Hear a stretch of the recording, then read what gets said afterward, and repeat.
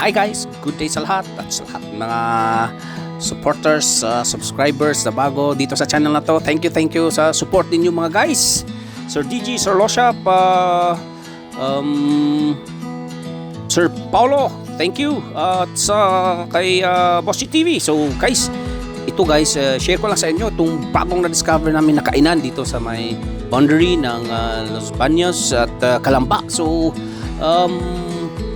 grabe guys, meron palang kainan na maganda rin dito sa atin, no? Malapit lang dito sa may Los Baños na boundary mismo dyan sa may pangalan ng Los Baños Laguna. So ito guys, yung area to ay sa Batong Malaki pa ito. So dahan-dahan natin binaybay yung daan papuntang Makiling Garden, Ihawan Garden. So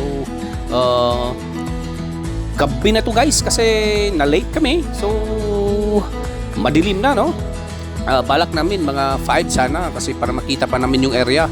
Pero gidabi na tayo. So dito nga area may mga bulaklak yan dyan. So malapit sa Camp Eldridge, no? So ito guys yung sa may malapit na sa resort sa 88 yan, no? So dito pala guys mayroong kainan, no? Dito kami, kaliwa kayo kung galing Los Baños, and then kung Calamba naman kakanan dyan. May magandang kainan pala dyan sa loob, yung Makiling Ihawan Garden. So dito namin sinelebrate yung 79th birthday ni Lola maming mga guys. So 79 na siya. Grabe, no? Umabot siya ng ganyan na edad. So salamat tayo sa Panginoon na kaabot siya ng 79 at okay pa rin. So ito guys, yung ano niya, yung resort na to, garden na to, may ano pala guys, may magandang kainan pala dito sa loob. So maganda dito kasi maraki-laki yung kanilang parking area, and then malawak din yung area. So makita nyo yung mamaya guys, ayan, medyo may rough road lang papunta dun sa parking area. Pero pagdating mo guys dyan sa ano, talagang ganda yung mga lightings nila, no? Mga roof ng kanilang mga buildings, may mga lights. So lights everywhere. So parang Pasko lang mga guys. So kung naghanap kayo at gutom na kayo, galing kayo ng Calamba, pwede pala dito makakain. So dito guys ang parking, no? Yan sa Makiling Ihawan Garden. And then yun nga, may kuya pala dyan na tulong kung saan ka pwede mag-park. So ayan, nakapark kami, malapit lang talaga dyan sa entrance. Yun, bungad, oh. Pagpasok nyo nga guys, ayan kagad yung menu na pwede nyo pagpipilian. So pili na kayo kagad kung anong gusto nyo.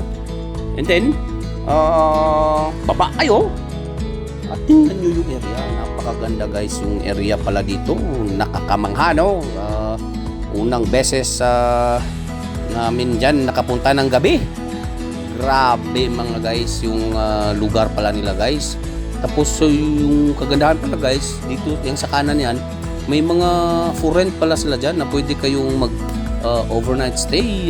Pwede yung parang mga rooms din na pwedeng i-rent. Yan, may kamukha ko guys, yan yung rebulto na yan.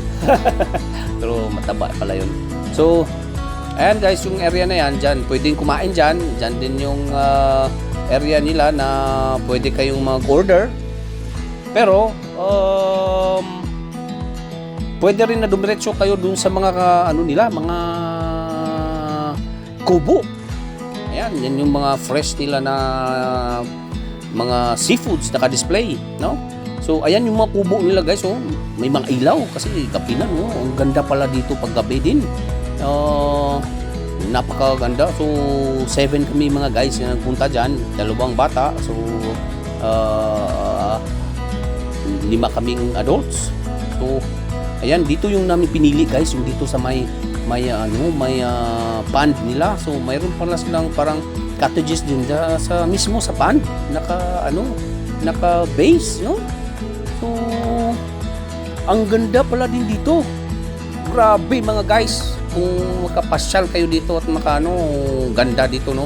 So dito mga guys ha, celebration namin, nagbayad kami dito at kumain. Pero sabihin ko lang sa inyo na maganda din pala dito. And then yung fund na yan guys, maganda dito pag maaga kayo makapunta siguro. Kasi makikita ninyo at saka yung mga anak nyo makatakbo-takbo. Kasi yung mga anak ko guys, yung dalawa dyan, tatakbuhan sila dyan. Tutuwa sila no kasi talagang ang lawak ng grass area nila. Tapos may swimming pool area pa na pwedeng paliguan. Ayan, may banda din dyan guys. So, kung gabi, live band na nagkakanta. So yung CR dyan, andyan lang din. Banda sa may poolside. So, grabe yung ano pala dito guys, yung lugar na to, no? Ang sarap din ng pagkain dyan nila. Pero yun nga, magbaon lang kayo ng tamang-tama para